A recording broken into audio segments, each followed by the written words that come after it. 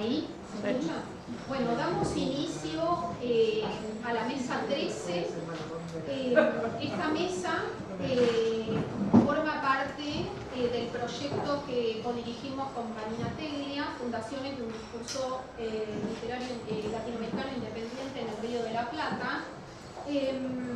Y en nuestro caso, lo que trabajamos son una serie de textos que publicó Rubén Darío bajo el seudónimo de Cézanne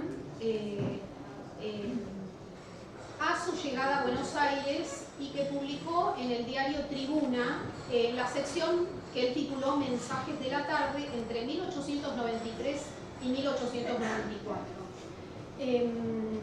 Durante el 2024 recorrimos la hemeroteca Mariano Moreno de la Biblioteca Nacional, la hemeroteca del Museo Nacional, del Museo de Ciencias Naturales de La Plata y otras hemerotecas y recolectamos estos textos que estaban dispersos, como verán, en distintos lugares.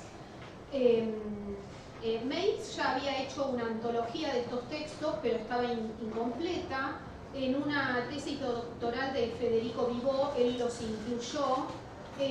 Entonces tomamos como inicio el índice que había realizado Vivó y luego lo ampliamos, porque vimos que había textos faltantes.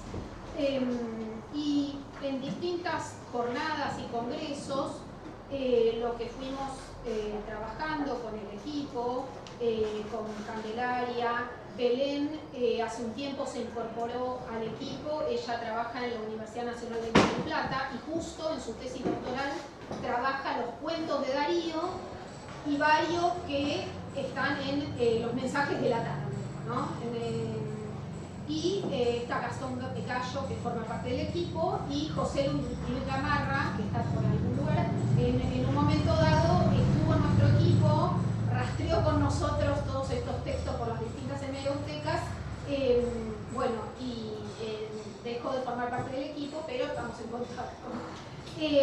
Entonces, armamos un índice y estamos abocados a anotar estos textos, que son unos 35-40. Entonces, a partir de este trabajo, entonces es un trabajo que tiene una pata en el archivo y otra pata en calibrar de qué naturaleza son estos textos, que ya sé que son muy breves, tienen que ver con que algunos son cuentos, otros es difícil de codificar a qué género discursivo pertenecen. Entonces, en esta mesa lo que vamos a hacer es, cada una de nosotras se inclinó por uno o varios textos y los colocó en serie, ¿no? Entonces, mi trabajo se titula Mediaciones en tensión, lenguaje y autoridad en la prensa dariana de los mensajes de la tarde, y como subtítulo le puse La política en clave alegórica, Rubén Darío en Tribuna.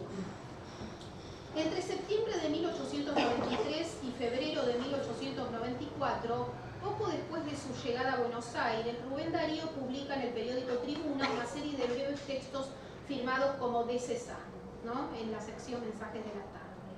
Leídos durante mucho tiempo como piezas menores o meramente transicionales dentro de su producción, estos textos constituyen, sin embargo, una zona clave para pensar la relación entre modernismo, prensa y política en el fin de siglo. En este trabajo retomaré la lectura de Susana Zanetti en Los Mensajes de la Tarde de Rubén Darío en la Tribuna de 2002, quien los definió como un laboratorio de ensayo situado entre azul y prosas profanas, y dialogó con un trabajo mío previo, Las apropiaciones darianas del cuento de hadas, sobre la resemantización del cuento de hadas en Darío, para proponer que algunos de los mensajes adoptan una forma específica de intervención política que no se vincula con el discurso argumentativo de la prensa de opinión o la crónica explícita, sino que se desplaza hacia la alegoría maravillosa y el mensaje lírico. Sostengo que en el contexto de la Revolución Radical de 1893 contra el gobierno de Luis Sáenz Peña, Darío reescribe la estructura providencial del cuento maravilloso y lo convierte en un espacio condicional e incierto. De este modo, la resolución deja de estar garantizada por el relato y se desplaza hacia un lector activo capaz de decodificar la ficción y relacionarla con la coyuntura política. Esta operación solo se vuelve inteligible si leemos los textos en su soporte periodístico, no como narraciones aisladas, sino como intervenciones situadas en la página del diario. Me detendré en dos textos publicados en Tribuna. ¿Ves venir algo, hermana mía?, del 26 de septiembre de 1893, y Epitafio de una rosa, del 21 de septiembre del mismo año. En ambos, la coyuntura política, la amenaza de guerra civil y la violencia revolucionaria no aparece tematizada de manera directa, sino desplazada hacia la ensoñación maravillosa y el fragmento elegíaco. Desde la perspectiva del archivo, esto supone un desafío editorial. Se trata de textos cuyo referente histórico no está explicitado, requieren reconstrucción contextual y conjeturo que, a causa de su forma ficcional, han quedado fuera de compilaciones de escritos políticos de Darío. No es casual que la selección Escritos Políticos de 2010, realizada por Jorge Eduardo Arellano y Pablo Claudi Medina, no los incluya, aunque sí incorpore Dinamita, también perteneciente a los mensajes de la tarde. La hibridación genérica entre cuento, alegoría y fragmento parece haber dificultado su clasificación. ¿Ves venir algo, hermana mía? Reescribe alegóricamente Barba Azul de Charles Perrault, que recopiló Charles Perrault en 1695. En el cuento europeo, un hombre inmensamente rico, pero temido por su barba azul y por el misterio que rodea la desaparición de sus anteriores esposas, se casa con una joven. Antes de ausentarse por un viaje, le entrega todas las llaves de su casa, excepto la de un pequeño gabinete cuya entrada le prohíbe estrictamente. Movida por la curiosidad, la mujer desobedece y descubre en el aposento los cuerpos asesinados de las antiguas esposas de Barba Azul. La llave queda manchada de sangre imposible de borrar, lo que revela su falta. Al regresar, su marido decide matarla, pero ella gana tiempo pidiendo a su hermana que vigile desde una torre la llegada de sus hermanos. Finalmente estos arriban a tiempo, matan a Barba Azul y salvan a la joven. El relato se clausura con una moral formulada en tono imperativo que garantiza la restauración del orden. Al respecto, Marc Soriano sostiene que en el final moral de los cuentos de Perrault, cito, el final moral de los cuentos de Perrault no es obsesivo, procede mediante toques ligeros, a veces imperceptibles, y por lo general se concentra y concreta en el final del cuento. Y agrega que en el desenlace la narración adopta la forma del imperativo. En la versión de Cézanne, la figura del marido asesino se transforma en un ogro vampirizado que encarna las guerras fratricidas y el militarismo y chupa la sangre de la joven de sus cautivas.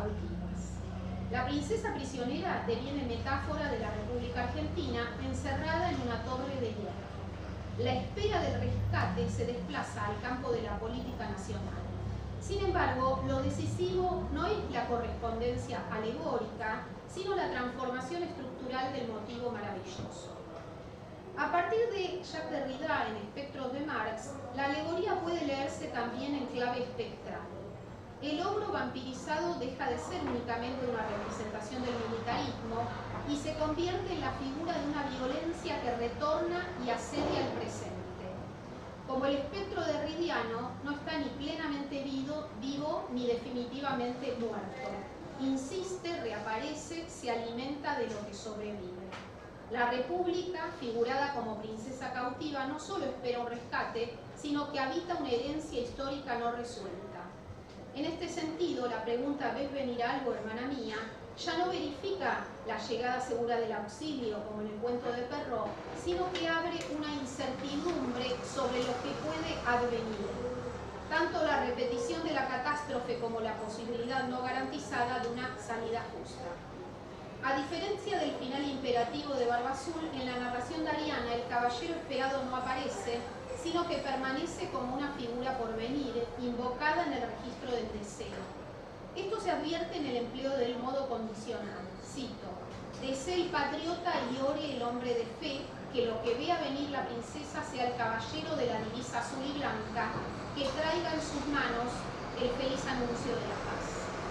Al pasar del imperativo al deseo formulado en condicional, el texto rompe con la seguridad del desenlace maravilloso y deja la resolución en suspenso. No hay restauración asegurada. El relato abre un horizonte de expectativa que interpela directamente a sus lectores y lectoras, porque la mayor parte de los mensajes de la tarde eran leídos por lectoras.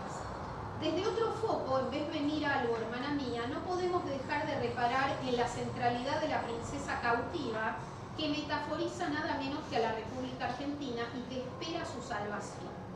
Pero esa figura no se agota en su función alegórica inmediata. En su condición de sujeto que espera, suspendida en una temporalidad de deseo y promesa, prefigura a la princesa sonatina de prosas profanas, ese, y cito a Anderson Hilbert, cuento de hadas que se hace lírico y que provoca una reflexión sobre el poetizar y se convierte en una alegoría del encuentro del sueño con su poeta y del poeta con su sueño. La princesa de Tribuna no es todavía la figura musical de sonatina en prosas profanas, pero ya encarna un elemento central de la poética dariana, que es lo femenino, que en términos de Beatriz Colombi opera como, cito, el fósil de un lenguaje perdido que renace y alegoriza el arte mismo en vías de disolución. En 1893 la espera está saturada de sentido político. Más tarde en Sonatina se desplazará hacia una meditación sobre el deseo y la imaginación creadora. La continuidad entre ambas figuras revela que la experimentación periodística no constituye un momento menor o transicional dentro de la obra dariana, me salió, lo tengo en el corazón, sino un espacio donde se ensayan formas que luego se reconfigurarán en la poesía. En vez de venir algo, hermana mía, la escena de interpelación no se produce en abstracto, tiene lugar en la materialidad de la página de Tribuna. Es allí, en el espacio cotidiano y efímero del periódico, donde la interrogación-apelación final a, cito, hombres de trabajo y mujeres, esposas, hijas argentinas, desplaza definitivamente la resolución hacia lectores y lectoras concretos. Cito, ¿no es cierto, hombres del trabajo? ¿No es verdad, madres, esposas, hijas argentinas? La espectralidad no queda confinada al plano alegórico, se actualiza en el acto mismo de lectura. El diario, soporte destinado a la inmediatez y al olvido, se convierte así en el lugar donde el porvenir se formula como pregunta dirigida a sus contemporáneos.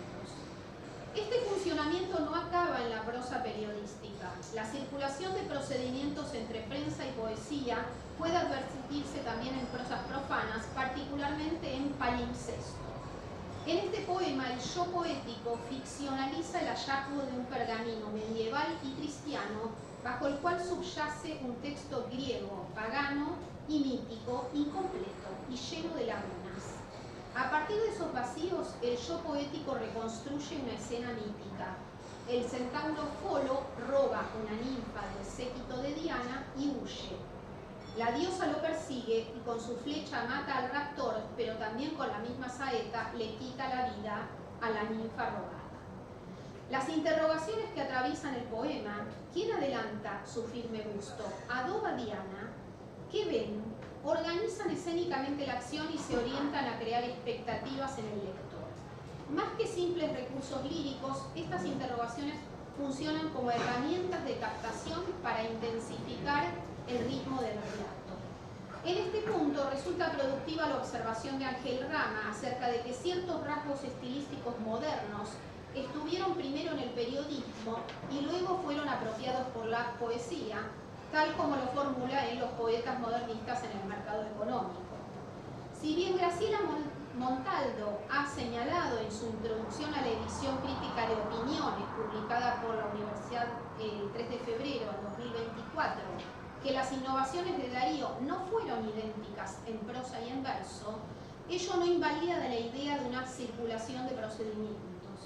No se trata de negar la especificidad genérica, sino de advertir que en el nivel microtextual de la captación del lector, prensa y poesía comparten un mismo horizonte procedimental.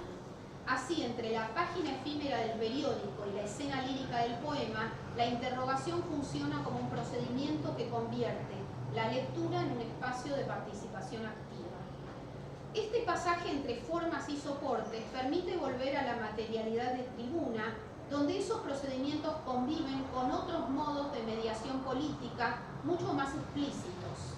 En la misma página del diario donde Darío publica sus mensajes de la tarde, aparecen también textos que adoptan el registro directo de la exhortación política. Hay que tener en cuenta que Tribuna convirtió al movimiento radical en uno de sus blancos permanentes.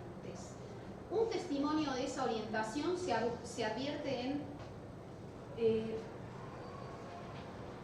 puntos suspensivos. Texto firmado con el seudónimo de Jacques el 21 de septiembre de 1893. Ubicado en la quinta y sexta columna de la primera página del periódico, el escrito apela a un registro político directo para presentar un llamado urgente frente a la crisis revolucionaria.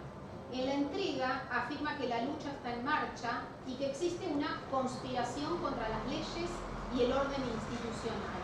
Ante esa situación, sostiene que todos los sectores de la sociedad, desde el gobierno hasta los hogares y los talleres, deben alzar la voz para condenar la revolución y evitar convertirse en cómplices del silencio. El artículo exige poner fin al movimiento revolucionario y reclama el restablecimiento del orden.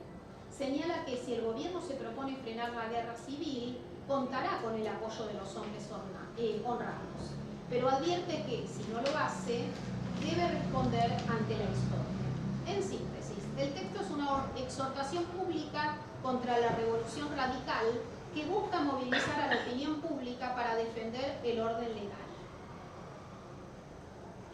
La corresponsalía adquiere relevancia, ya que inmediatamente debajo de puntos suspensivos, Darío publica Epitafio de una rosa para referirse a las pérdidas que genera la guerra civil, aunque de manera elíptica.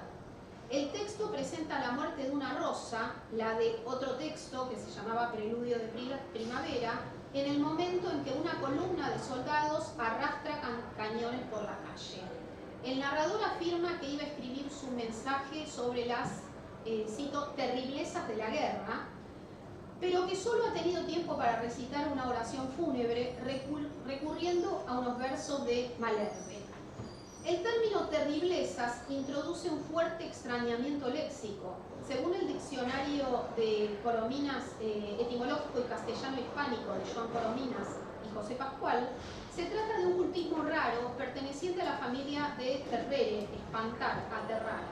Darío elige una palabra arcaizante para referirse a un acontecimiento contemporáneo, lo que sustrae la guerra del régimen informativo y periodístico.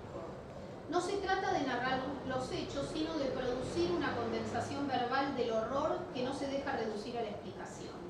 La renuncia explícita a escribir sobre la guerra, que expresa "no he tenido tiempo sino para recitar", implica un cambio de régimen del decir. Frente a la tribuna política y a la actualidad institucional, Darío opta por el epitafio, una forma breve y fragmentaria. Este desplazamiento permite comprender Epitafio de una rosa en continuidad con la estrategia que Darío ensaya en algunos de los mensajes de la tarde. Si en vez de venir algo, hermana mía, el escenario de guerra civil se alegoriza mediante la escritura de un cuento maravilloso, en Epitafio de una rosa la violencia histórica se condensa en una breve imagen funeraria. La muerte de la rosa, interrumpida por el paso de la columna de soldados y el arrastre de los cañones, desplaza el acontecimiento político hacia un registro elegíaco. Frente al llamado directo a la defensa del orden que formula el artículo de Jacques en puntos suspensivos, el texto de Darío introduce una forma de intervención oblicua. No argumenta ni exhorta, sino que cifra la experiencia de la guerra civil en la brevedad del epitafio y en la cita poética.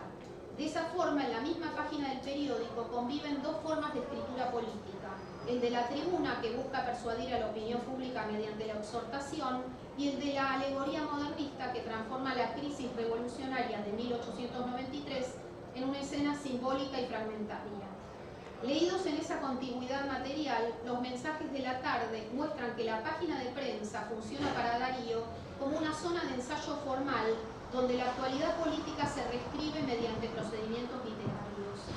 Más que un momento menor o transicional, estos textos revelan cómo el modernismo prueba en el periódico formas indirectas de representación del conflicto político. Situados entre cuento, alegoría y fragmento lírico, una serie de los mensajes de la tarde desafía además las categorías con las que se han organizado los escritos políticos darianos, lo que ayuda a explicar su lugar marginal en las compilaciones posteriores y subraya la necesidad de releerlos en su contexto material de publicación.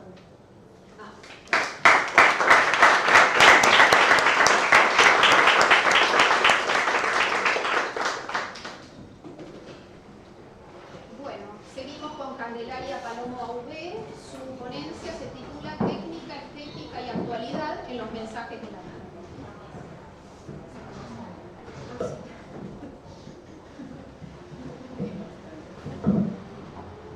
Buenas tardes. Comienzo entonces. En la segunda mitad del siglo XIX hubo un invento que revolucionó el mundo, la dinamita. Si bien fue patentada en 1867 por Alfred Nobel, algunos de sus componentes ya habían sido estudiados por otros profesionales. La nitroglicerina, descubierta por Escarnio Sobrero en 1846, era un explosivo mucho más potente que la pólvora, pero también sumamente inestable. El aporte de Alfred Nobel consistió en dos implementos innovadores. Logró estabilizar la nitroglicerina con un material llamado diatomita, o tierra de diatomeas, y diseñó una tapa de explosión o detonador, que funcionaba como un gatillo, cito, con el cual se liberaba la energía atrapada dentro de la dinamita de forma segura para el usuario. 2 décadas después de que la dinamita fuera patentada, ocurrió un suceso revelador. En 1888, un diario francés publicó por error la necrológica de Alfred Nobel, cuando en realidad quien había muerto era su hermano. El texto decía lo siguiente, cito: "El mercader de la muerte ha muerto. El doctor Alfred Nobel, que hizo fortuna al encontrar el medio de matar la mayor cantidad de personas lo más rápido posible que jamás ha existido, ha muerto ayer". El episodio muestra hasta qué punto la dinamita había dejado de percibirse únicamente como un instrumento técnico para transformarse en un símbolo de destrucción. Por citar un ejemplo, durante la guerra franco-prusiana, apenas 3 años después de las innovaciones de Nobel, este explosivo ya se fabricaba para su uso bélico en ambos bandos. Podría decirse que estos empleos de la dinamita revisten cierto grado de legitimidad, puesto que la guerra, aunque violenta, la lleva a cabo un Estado reconocido. No obstante, las facilidades de transporte y creación de la dinamita la volvieron una herramienta excelente para otro grupo, que jugó un papel central en la segunda mitad del siglo XIX y los inicios del XX, los anarquistas. Es en este contexto en el que la dinamita se vuelve un emblema de la violencia política moderna, donde se inscribe la crónica que me interesa trabajar. Publicada el 27 de noviembre de 1893 en la sección de los mensajes de la tarde del diario Tribuna, bajo el seudónimo de Cézanne, el texto Dinamita forma parte de una serie de intervenciones periodísticas de Rubén Darío en las que incorpora hechos de la actualidad para reflexionar sobre problemas estéticos y culturales de la modernidad. En el presente trabajo se buscará demostrar que Darío, aquí, plantea no solo una técnica, sino una estética del anarquismo, y la dinamita es vista como herramienta y símbolo de dicho movimiento. Antes de comenzar con el análisis propiamente dicho, es preciso hacer una salvedad. Si bien Darío en gran parte del artículo se refiere explícitamente a los anarquistas, también debe considerarse que para él no hay gran diferencia entre este grupo, los comunistas y los socialistas, siendo lo único que los distingue, y cito, el empleo de mayor o menor cantidad de agua y jabón. A pesar de esta indeterminación intencional, veremos que muchas de las referencias son, efectivamente, a figuras y eventos históricamente vinculados con el anarquismo. La crónica inicia de la siguiente manera, cito: "No podemos quejarnos los americanos, la civilización europea está con nosotros. Hemos copiado desde la Revolución Francesa hasta el café cantante.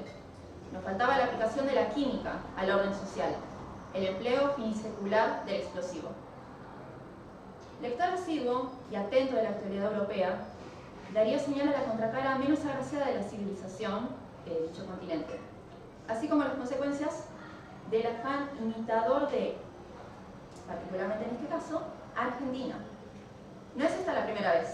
En su artículo titulado El Hierro, publicado el 22 de septiembre de 1893, mismo diario y sección, señala también cómo los avances de la modernidad traen aparejadas innovaciones aparentemente positivas, pero que para el ojo avisor representan en realidad una pérdida de tradiciones valiosas en pos de un ideal de progreso. De esta manera, el hierro, como material de la modernidad, había reemplazado el mármol, materia eximia del arte. En este artículo, la arquitectura y la ingeniería eran las profesiones involucradas en el embate moderno de la construcción. En Dinamita, en cambio, estamos frente a otra área de estudio, la química, que si bien permite avances extraordinarios en áreas relacionadas también a la construcción, abre las puertas a nuevas formas de destrucción.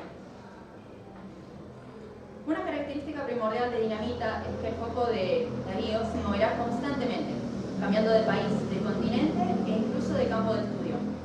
No hay análisis profundo de los datos de actualidad, como si el cronista invitara a sus lectores a recabar información detallada de los hechos por su cuenta. Desfilan así uno tras otro los lugares asediados por la caries socialista, como así lo llaman.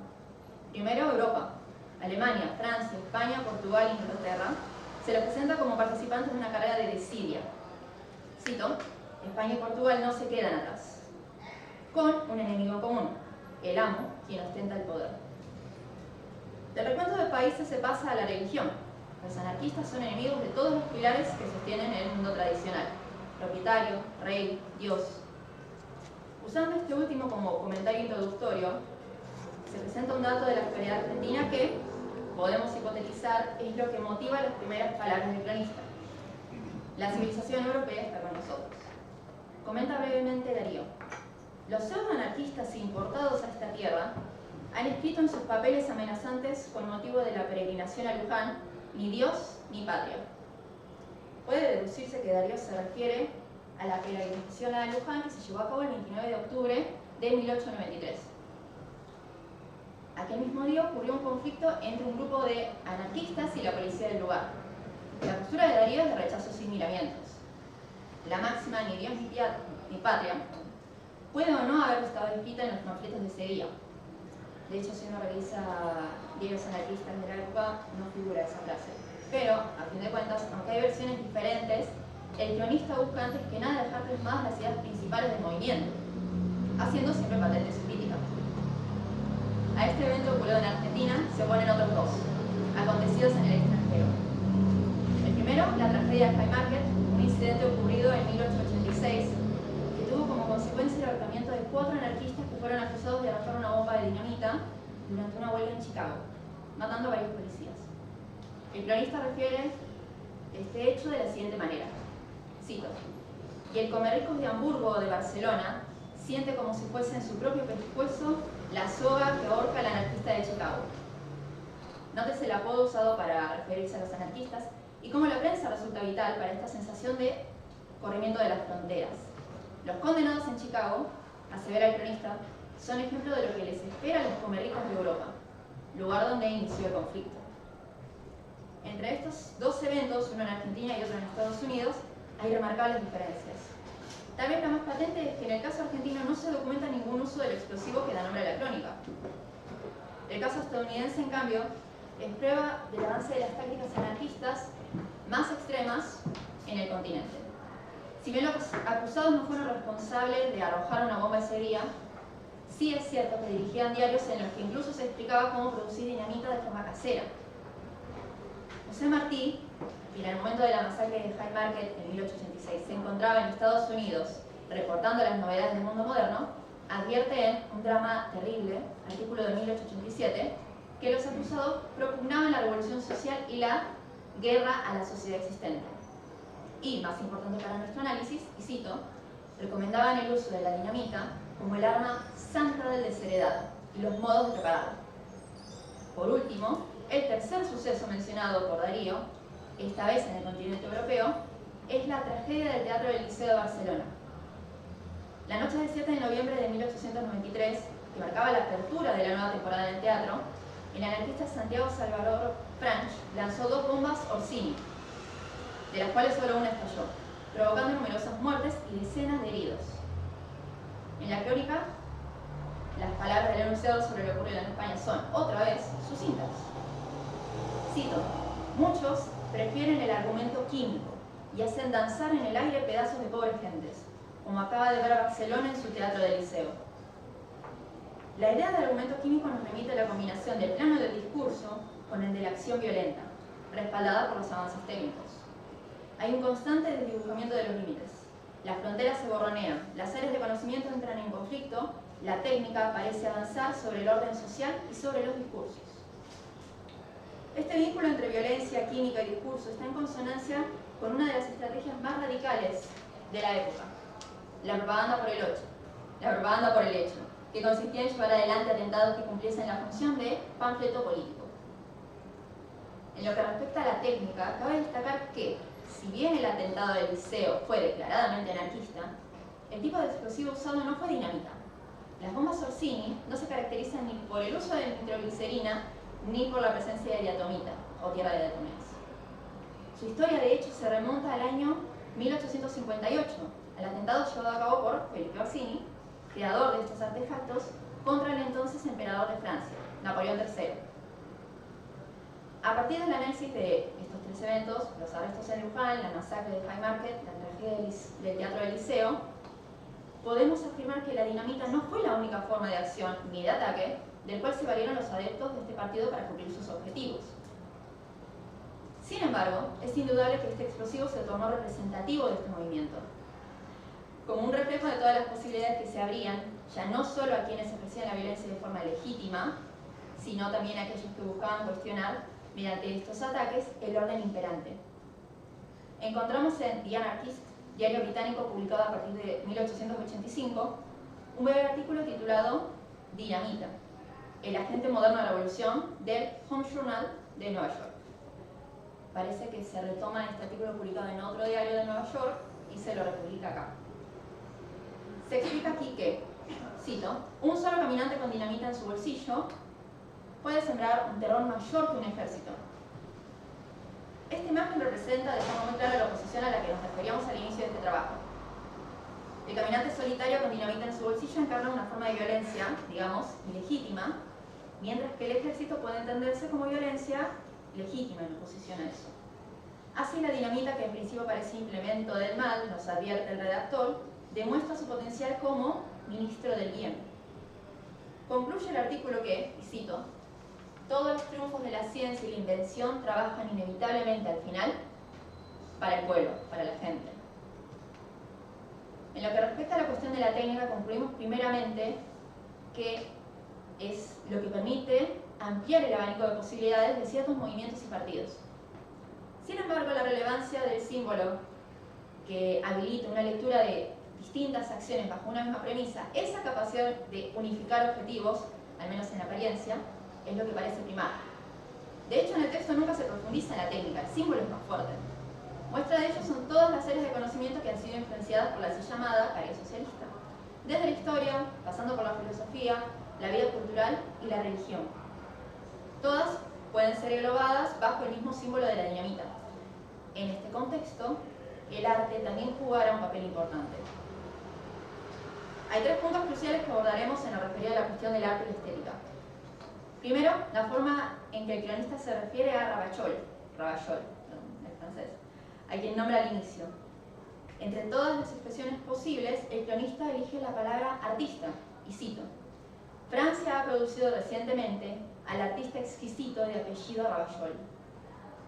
Esta caracterización tan particular podría deberse a un aspecto que muchas veces no aparece de forma explícita: la cuestión de las imágenes que circulaban en esa época. Según Julien Petit, en un artículo publicado en 2017, el anarquismo tiene una estética marcada. Los adelantos técnicos sucintamente abordados en este trabajo no competen solo a los explosivos, sino a los medios de comunicación, en especial a las imágenes. La forma en que se representaban los lugares donde habían tenido lugar los atentados, así como los rostros de los culpables, los tribunales donde eran juzgados y también los artefactos que habían sido utilizados para llevar a cabo sus actos, como las bombas Orsini, todo aportaba a la creación de un imaginario sobre estos agentes sociales. No sería de extrañar que Darío, al observar estas representaciones gráficas, percibiese un cierto afán por crear una imagen visual reconocible de lo que se consideraba como violencia ilegítima en la época. El segundo momento al que quiero referirme no está muy lejos del primero. Luego de admitir que no pretendo obviar el sufrimiento de la gente, el cronista afirma: Maced está siempre contra la avenida cenagosa, contra la oscura onda en que hierven todas las espumas del populacho, contra el odio de abajo, contra la envidia de lo negro a lo blanco, de lo turbio a lo brillante, de lo vasto a lo fino, de la fealdad a la hermosura, de la vulgaridad a la distinción. Más que la moral, es la estética lo que me impulsa a combatir la rabia anárquica. Fin de cita. Esos momentos en los que se produce un corrimiento en la imagen general, en que los espacios que se asocian con la pulcritud y lo elevado se ven invadidos por lo otro, que Darío señala con expresiones que se llaman pseudonegativos, como odio, envidia, turbio, vasto, son precisamente lo que provocan su indignación.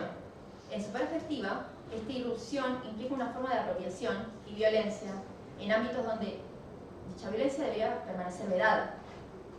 Desde la postura contraria, los anarquistas tal vez asociaban este momento como una oportunidad de equilibrar la balanza, como se indica en The Anarchist, que citamos anteriormente. El último momento es, más que un momento, un tema que recorre la crónica de formas más o menos esporádicas: la literatura. Pablo Salavera analiza la cuestión estética del anarquismo, enfocándose en el ámbito literario. Según el crítico, la relación entre literatura y anarquismo se organiza en torno a dos principios centrales de lo que denomina la pedagogía literaria del anarquismo: enseñar e instruir.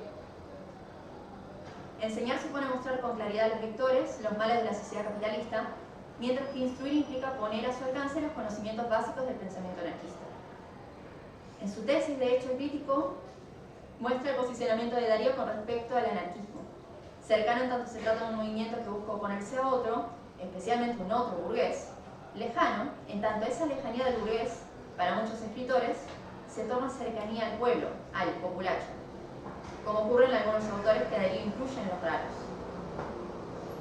Darío nombra distintas obras y entre ellas Los Tejedores, de 1892, de Hauptmann.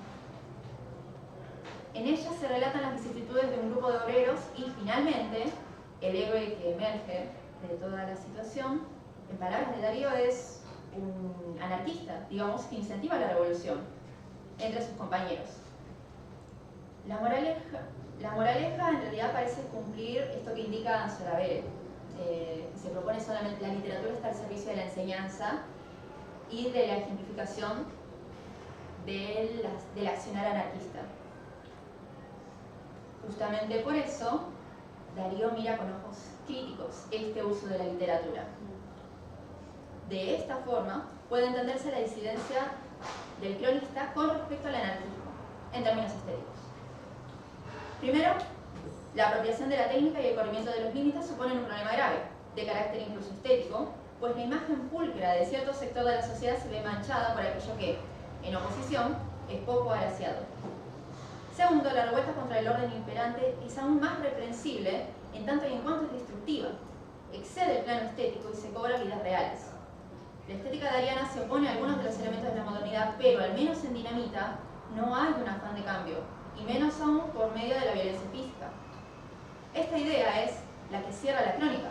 Cito: «He allí la base de la felicidad humana, contentarse cada cual con su puchero, más o menos gordo, más o menos flaco». Tercero, en este ideario la literatura se torna propaganda, y aún más, sirve un fin que va más allá del arte. Un ideario que es, en pocas palabras, ruin y busca ejemplificar y propagar ideas igual de ruines. En conclusión, si bien la dinamita como invento reviste una especificidad técnica, en el discurso de la época sus características particulares, sus fines de uso, la facilidad de transporte y de producción, entre otras cosas, la elevan a símbolo de anarquismo. Debido a ello, las distintas noticias sobre los anarquistas, aunque no siempre impliquen el uso de este explosivo, llevan la marca semántica de lo que la dinamita representa. Darío ofrece ejemplos de este accionar y configura un inventario de zonas de influencia. Entre estas zonas, la estética y el arte cobran especial importancia. Se han corrido los andamios de la vida social, se ha vuelto visible lo feo, y la literatura ha pasado a ser un elemento servil de la agenda política que propone el movimiento anarquista. En este sentido, la dinamita no funciona solo como arma, sino también como símbolo de la circulación cosmopolita de la modernidad, capaz de conectar en una misma red de significados acontecimientos ocurridos en Chicago, Barcelona o Buenos Aires.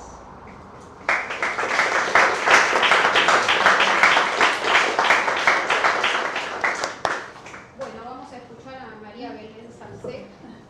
Su ponencia se titula Los cuentos de Rubén Darío en tribuna, lecturas en serie y de contexto. Bueno, buenas tardes. ¿Se dice escucha? Sí, ¿no?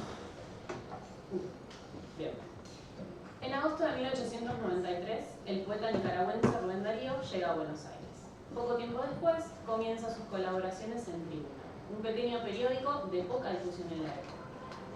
Darío, que al momento de su llegada al país contaba con cierto reconocimiento, recuerda este momento de su autobiografía y señala que cuando ya se encontraba viviendo en Buenos Aires, cito, vino la noticia de la muerte del doctor Rafael Núñez y pocos meses después recibí nota de Bogotá en que se me anunciaba la supresión de mi consulado. Me quedé sujeto a lo que ganaba en la Nación y luego a un buen sueldo que por inspiración providencial me señaló en la Tribuna su director. Es escritor de Bríos y Gracias, que se firmaba Juan Cancio y que no es otro que mi buen amigo Mariano de Heredia. Mi obligación era escribir todos los días una nota larga o corta, en prosa o verso, en el periódico.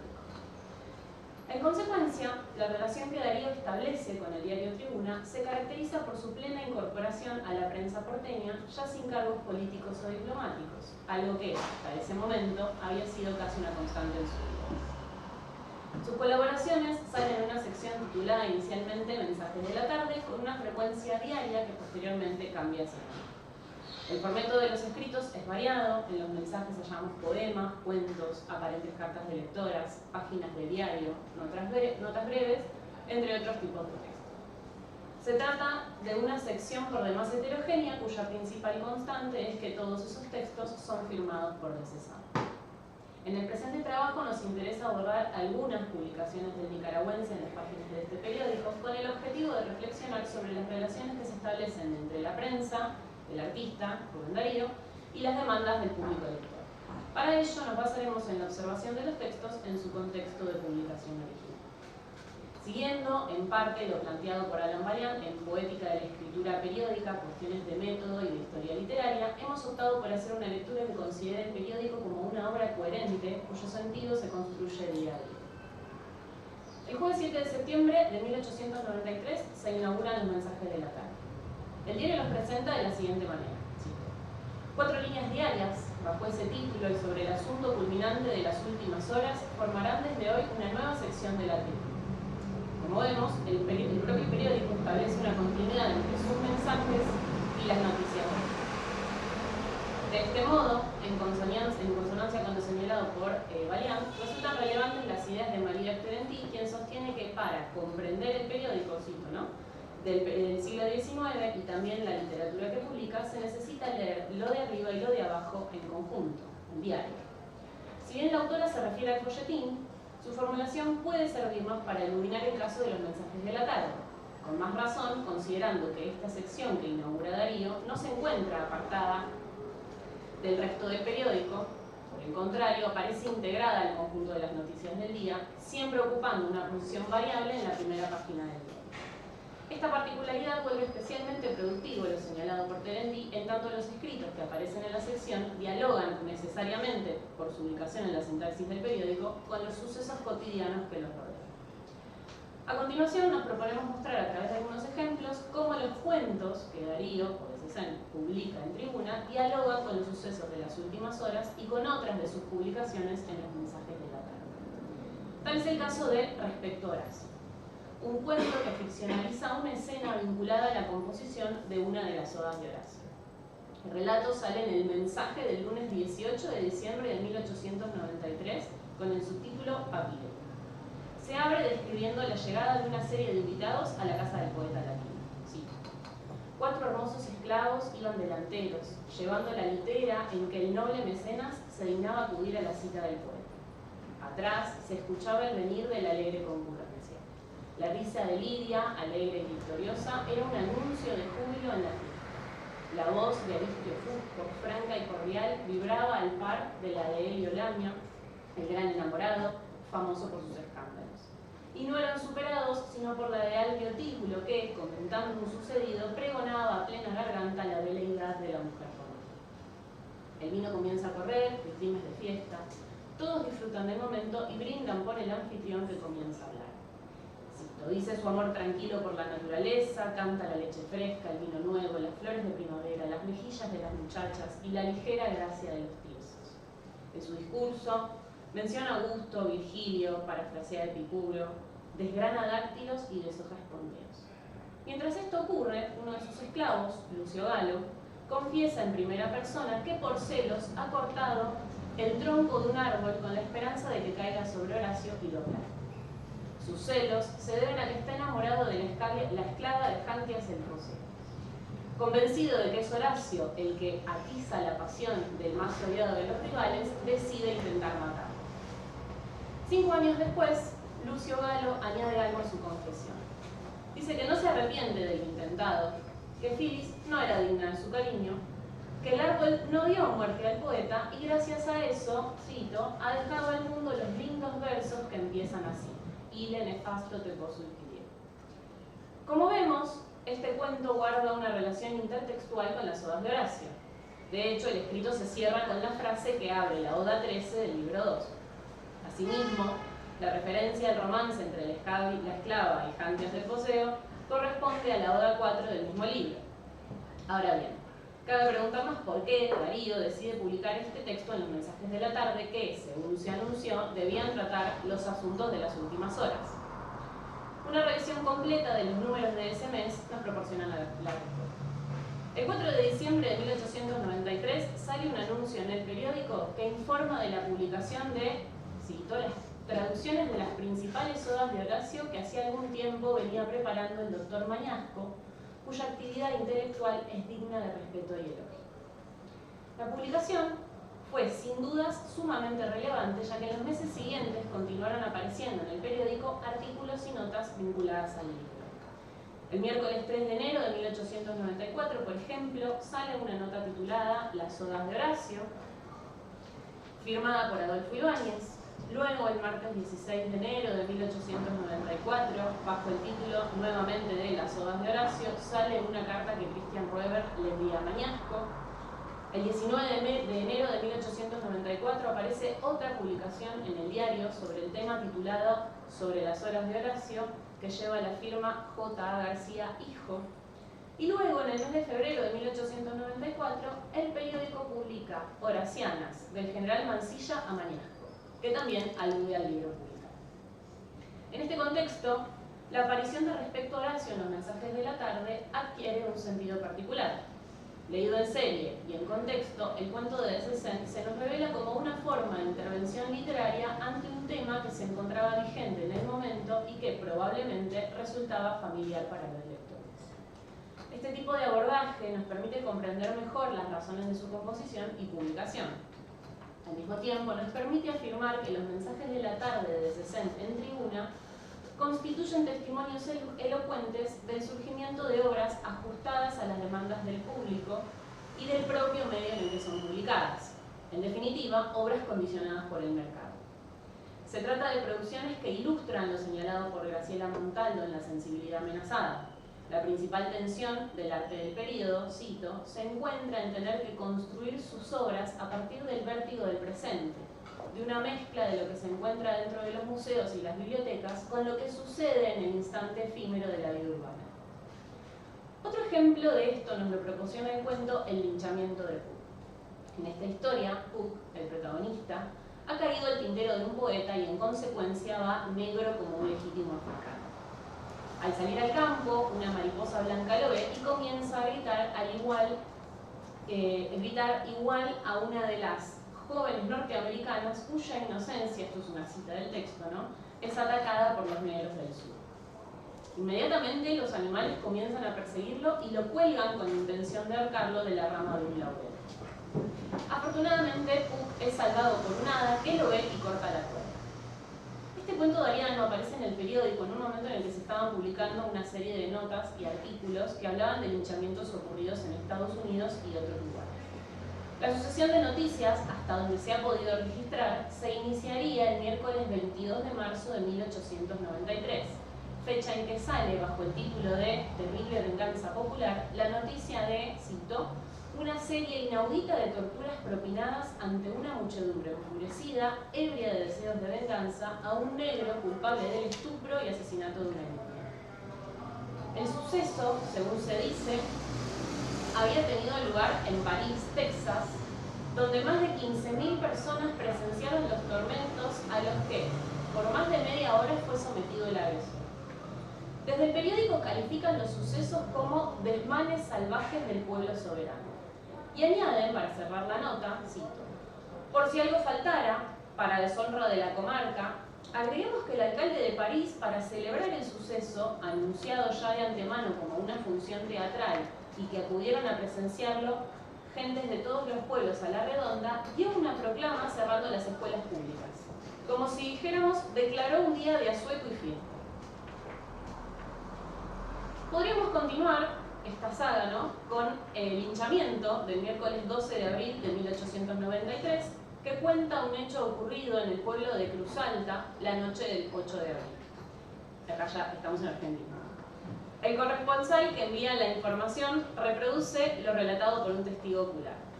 Según señala, el linchamiento tuvo que ver con un crimen anterior en el que uno de los sospechosos no había recibido aún una condena.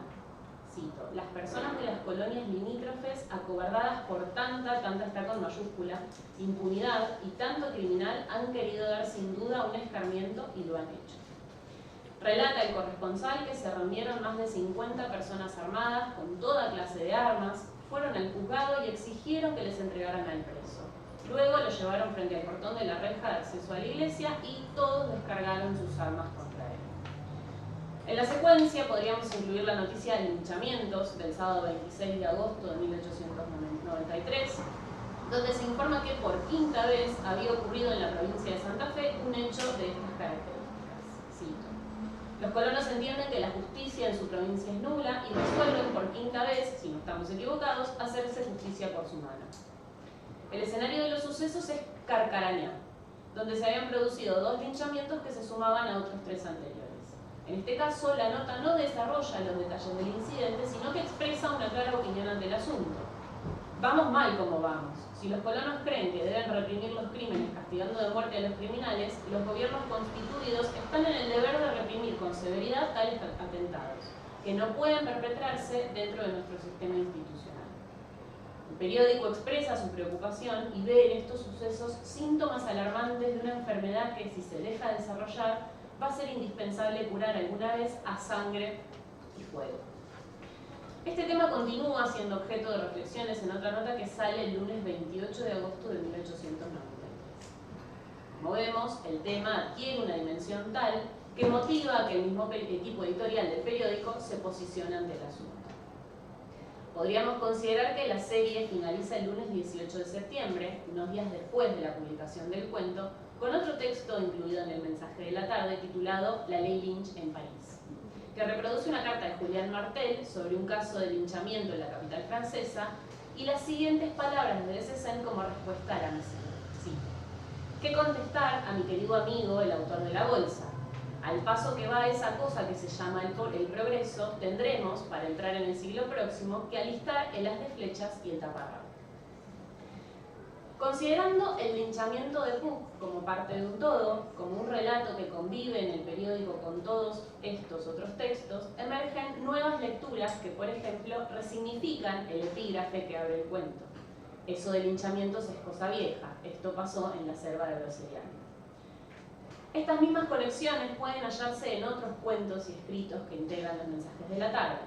Tal es el caso de Cátedra y Tribuna, que sale el día siguiente de una nota que recuperaba el tema de la conferencia pronunciada en los salones del Ateneo por el doctor Celestino Pera, a quien va dedicado el texto de Darío, o de Fugitiva, un relato que alude a la vida de Emma, una actriz casada desde muy joven con el tenor de la compañía, cuyo rostro refleja, cito, el desencanto de muchas ilusiones ya idas.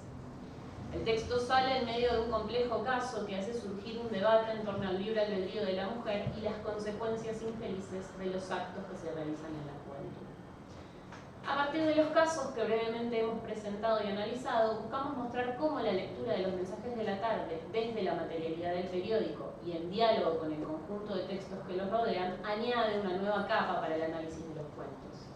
Mediante el trabajo con el archivo y una lectura del periódico como un todo coherente en términos de Alan Balián, podemos visualizar de manera más acabada el contexto de producción de la escritura de Rubén Darío y las dinámicas que durante este periodo surgen en el medio, entre el medio, el autor y los lectores.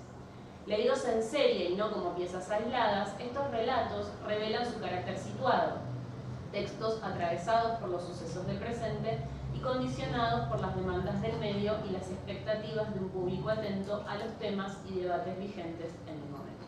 Muchas gracias.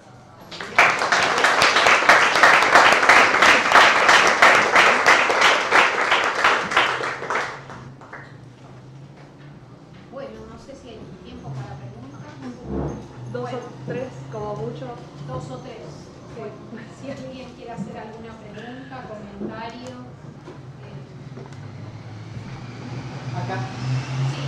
A ver, me interesó esta perspectiva de Rubén Darío de ese alcance entre la poesía y también el contexto. Celebrar mucho también el enfoque que le dieron Candelaria y Vernet a sus respectivos objetos de estudio, que son aristas muy interesantes para pensar, y sobre todo pensar las materialidades de la modernidad, ¿no? Si bien Candelaria fue más concreta con la dinamita, creo que Vernet repone a su manera también cuestiones como, por ejemplo, la soga, o el ahorcamiento, el linchamiento, la violencia física, ¿no? Como incluso una suerte de materialidad. La violencia se termina volviendo un objeto tan concreto como la dinamita, el ladrillo, el hierro. Entonces, para ir a una pregunta a las dos, ¿cómo es trabajar con esa cuestión de, bueno, esa concepción de materialidad en la prensa? O no sé si lo pensaron desde ese lado, fue algo que fue emergiendo a medida que iban explorando los artículos. Bueno, qué sé yo. En mi caso, en primer lugar, por ahí aclarar que el trabajo que estoy haciendo para la tesis involucra el trabajo con los cuentos principalmente en 3 medios de prensa. Entonces, de por sí el trabajo con lo material desde la prensa estaba muy presente porque la idea era ir a ver el objeto en su contexto de publicación. Y después, en el caso particular de Tribuna, un poco surgió, porque los textos son tan diversos, surgió en el momento, ¿no? Preguntar y revisar un poco más porque son tan diversos y los cuentos que aparecen ahí también son de estilos y temáticas tan variadas que un poco se volvió necesario hacer un recorrido un poco más amplio. El tipo de trabajo que yo hice hasta el momento, que por supuesto es en proceso, con Tribuna fue de revisión de todos los números de Tribuna desde enero de 1893 hasta marzo de 1894. Revisé todos y fui así como intuitivamente registrando lo que para mí tenía alguna relación con los cuentos y estoy en ese proceso, ¿no? La materialidad aparece en ese sentido, en mi caso.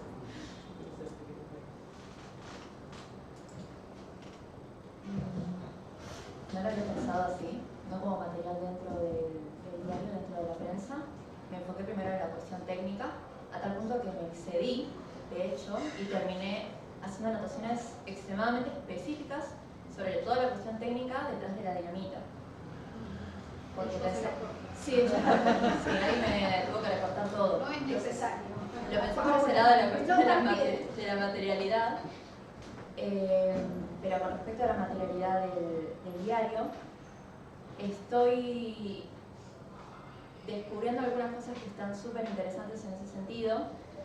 De repente hay nombres que parecen nombres al azar, que podría ser cualquiera, ¿no? Y de repente, viendo el diario, encuentro el nombre y digo, no era un cualquiera, era una referencia específica a un hecho de la época, que es algo que todavía no agregué, después lo comentaré con mi equipo, pero no había pensado exactamente la materialidad de los elementos principales de nuestros temas. En mi caso de la dinamita, en el caso de ella tal vez la soga, como dijiste vos, Así que puede ser un buen puntapié.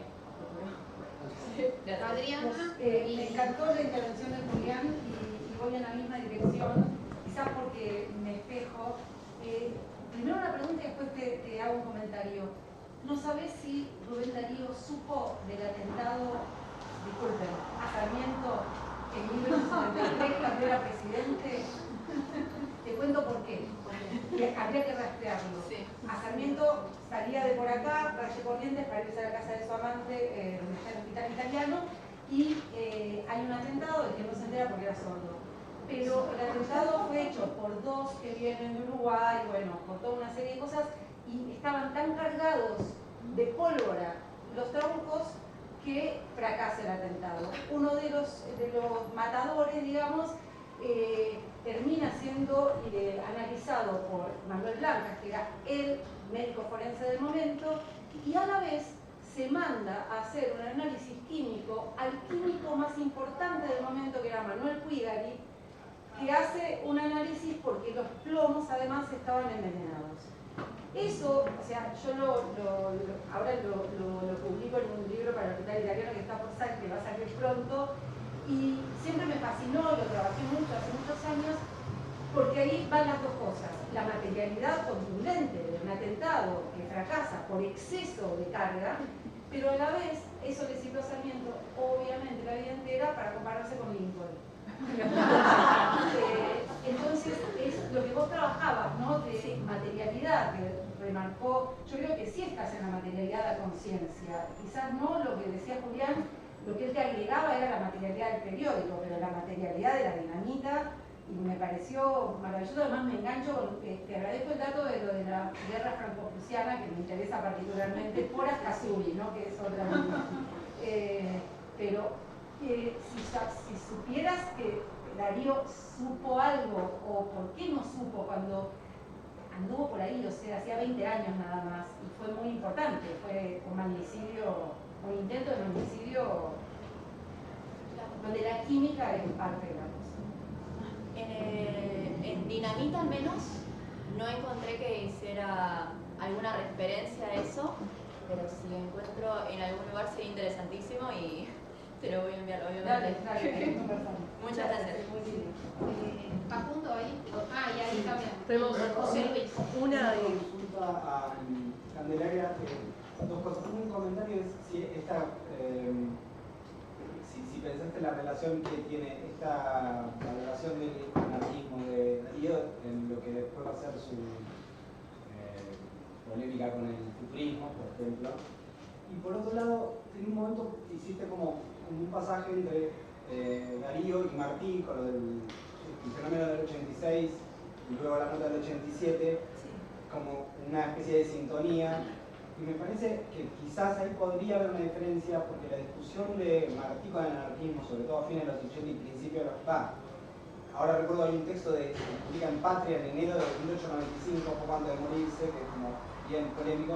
Era bien distinta la polémica con el anarquismo porque en Martí la cuestión era que los anarquistas proponían un horizonte internacional y él todavía no había liberado Cuba. Entonces, lo nacional no era una cuestión simplemente de diferencias políticas tan grandes, sino que era una cuestión más inmediata.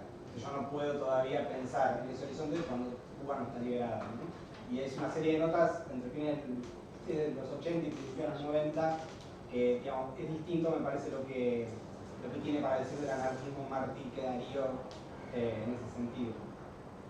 Respondo primero al segundo porque es algo que me interesa. Leí varios de los artículos de Martí sobre los anarquistas. Había notado, como muchos, como todos, ese viraje que tuvo de primero condenarlos absolutamente y después rescatar algunos aspectos sin terminar volviéndolos mártires meramente. No se queda solamente, bueno, martirización son los héroes finales. Por eso la crítica y por eso la cuestión de que sí hubo planificación, sí hubo cierta culpabilidad, pero había humanidad en ellos. Considero que sí hay diferencias entre Martí y Darío a la hora de reflejar a los anarquistas, definitivamente, porque además Darío lo que hace es constantemente ridiculizarlos con lo de pseudoanarquistas, con lo de comerricos,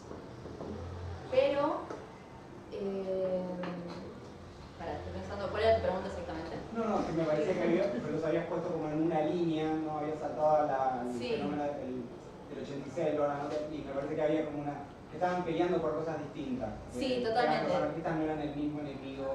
No, totalmente sí. Y tal vez, acá me quedé corta con el espacio, de hecho me temo que tomé mucho tiempo a mis compañeras, espero que no haya sido así, pero me quedé corta en mostrar esa diferencia entre los dos que es riquísima, y de hecho me lo señaló también Ariela, porque si me señala esos detalles.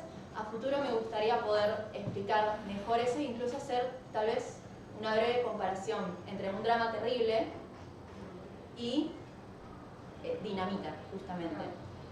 Respecto a tu primera pregunta, no con respecto a lo del futilismo, dijiste. Sí, sí. No había pensado el tema. Me metí un poquito en el tema de literatura y anarquismo gracias a Solavere. Y de hecho siento que todavía tengo un montón para ver, porque para colmo me interesa el anarquismo y también me voy de tema con eso. Entonces me fui de tema por dos lados, con la técnica y con el anarquismo. Ya era un montón. Antes del inclusivismo está el prólogo a prosas, o las palabras lineales a prosas profanas. Digo, hay como unas estaciones intermedias antes. No, y una sola cosa a María Belén. O sea, vos tenés esta de Valiant, lo que dijiste, la idea del diario como un todo coherente. Digo, si lo habías contrastado con la hipótesis de Benjamin, justamente el periódico como algo fragmentario, que me parece que tenía más que ver con un poco lo que planteaban en la mesa de las distintas cuestiones que aparecían en el diario y cómo se iban tomando, digamos, más que un todo coherente del diario, como una reunión de fragmentos difícil de leer, digamos, ¿no? Sí. Un poco, O sea, no lo profundicé, digamos, me quedé con esta idea que me parecía productiva para la lectura. Por supuesto que es interesantísimo también pensarlo de esa manera, y lo haré. Pero bueno, en este caso, digamos, opté por esa hipótesis de lectura, vamos a decir, ¿no? Que me parecía productiva en términos de justificar también por qué decido hacer esa mirada tan atrás del periódico y lo que encontré, ¿no?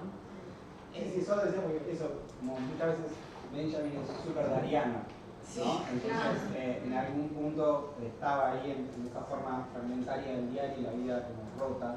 Sí, pues está muy bien y lo tomo. Lo tomo como próxima lectura. José Luis. Pero sí, algo pequeño para María Belén. Sí. Cuando se escuchaba hablar de tu lectura del linchamiento de Bach, pensaba también en una serie, una genealogía que hay en Darío sobre los movimientos afro-norteamericanos, el Black Radicalism, que deriva en un texto muy posterior, ¿no? Que es La raza de Cham, donde ahí se menciona justamente a un par de intelectuales, como era Dubois y Tobías, y nuevamente vuelve este tema de justamente los linchamientos y de lo que pasaba en el sur de Estados Unidos, ¿no? Entonces, como me parece que se podría hacer una serie de series, una genealogía que iniciaría posiblemente con el linchamiento de Bach. Excelente. Gracias. Perdón, sumo la lista de linchamientos, creo que, si no recuerdo mal, en 1891, en Los Sencillos de Martí, hay uno de los poemas dedicados a un linchamiento que parece casi la canción después del el fruto extraño colgado al árbol, del clavo colgado al árbol. Sí, está el asesinato de los italianos. La última crónica que escribe Martí para la Nación es un linchamiento. Gastón, ahí, Gastón. No, simplemente el cierre de la parábola de Darío con el anarquismo. Es por la época en que Darío ya ha instalado en París, contratado para dirigir el mundial, y en realidad hace todas las tareas del secretario privado, Alejandro Sus. Fue el gran anarquista, el gran escritor anarquista de la Argentina. Ese es el momento de mejor contacto de Darío probablemente con el anarquismo. Sus había dejado de serlo, había ya sobrevivido al invierno en París, en el que se enfermó la familia y murió su hija, por miseria y sufrido, ¿no? Y ya estaba en trance de, bueno, tener una revista propia como fue Ariel, la revista que lo conquistó con Darío, porque publica en el segundo número un texto de Darío que simplemente él copia de los papeles que él maneja como secretario personal del nicaragüense, y sin pedir autorización, bueno, secuestran la edición y empiezan con fiesta, ¿no? Pero digamos que ahí hay un punto muy personal de contacto con las ideas anarquistas, ya modificada. Sus estaba en otro juego en ese momento e iba a terminar siendo un personaje muy curioso, porque del anarquismo que le sirvió un poco para también plataforma de diarios y revistas del sector público, va a terminar pasando a ser en los años 40 el defensor de la causa aliada desde Nueva York. Así como un programa de radio que difunde y sostiene la política contra el X con muchas críticas al Kremlin. Digo, es un personaje muy interesante. Sus es un gran escritor para la época y probablemente sea mucho antes que Arndt el primero que escribe una novela moderna en el siglo XX en Argentina, que es Bohemia Revolucionaria, que es la segunda parte. Bueno, muchas gracias. Bueno, damos por terminada la mesa.